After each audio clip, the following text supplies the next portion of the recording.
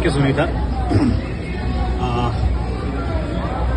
I have worked in India as an investigative journalist for more than 25 years, and my last investigative story about the murder of a judge, Judge Loya, ended my career as a journalist. And actually, that's an example what is the situation of journalists and the press freedom in India.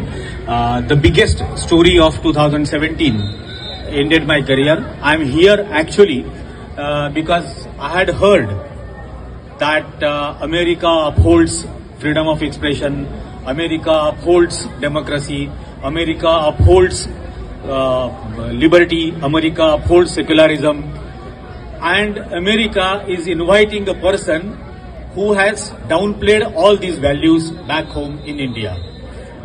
Narendra Modi is known in India for the riots that happened in Gujarat 2002, and right now riots are happening there in Manipur for the last 1.5 months, more than 1.5 months. People are getting killed, people are getting displaced. It's an ethnic cleansing that is happening in Manipur. But the Prime Minister of India has chose not to utter a single word about it. I mean, we have seen examples. We have seen examples when a film actor meets with an accident or a film actress suffers because of cold or flu. Narendra Modi tweets about it.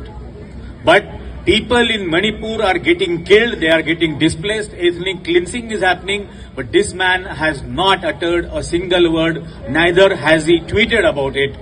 And this is the situation that is happening. And I'm a journalist. I firmly believe that it is my duty to tell the truth and shame the devil.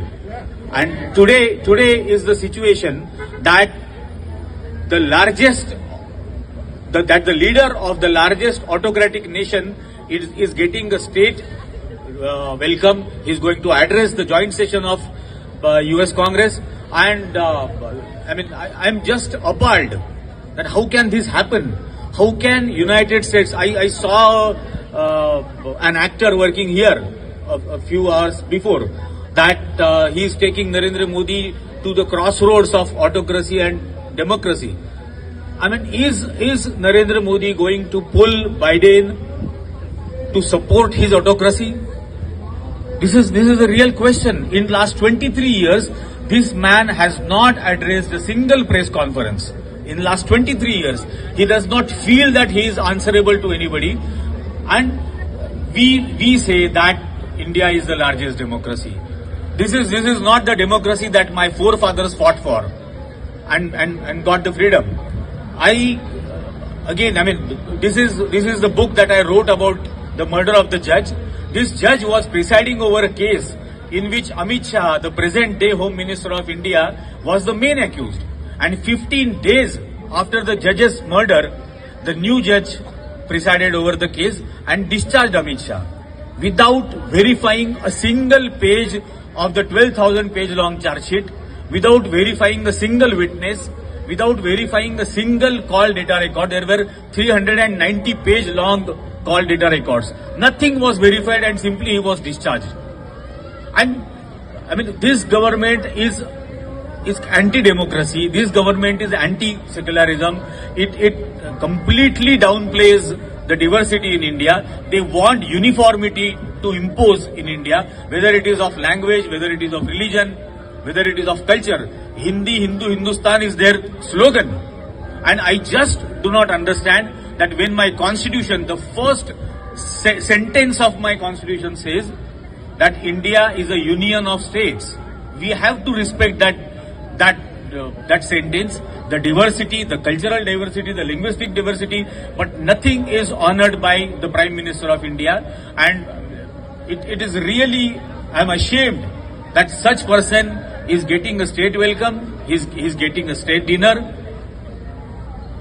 So I just don't know what is happening in India. I'm going to go back to India. We have to fight. I don't know what will happen after I return to India, but we have to fight for the democracy. We have to fight for the secularism. Somebody was asking me here that what keeps you going on.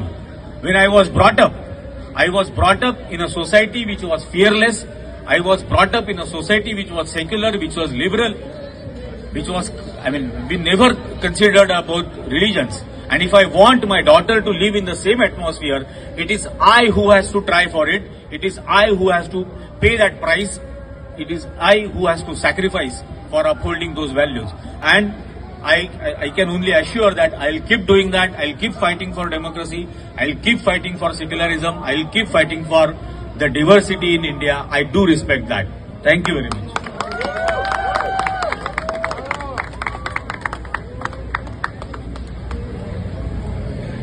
You know,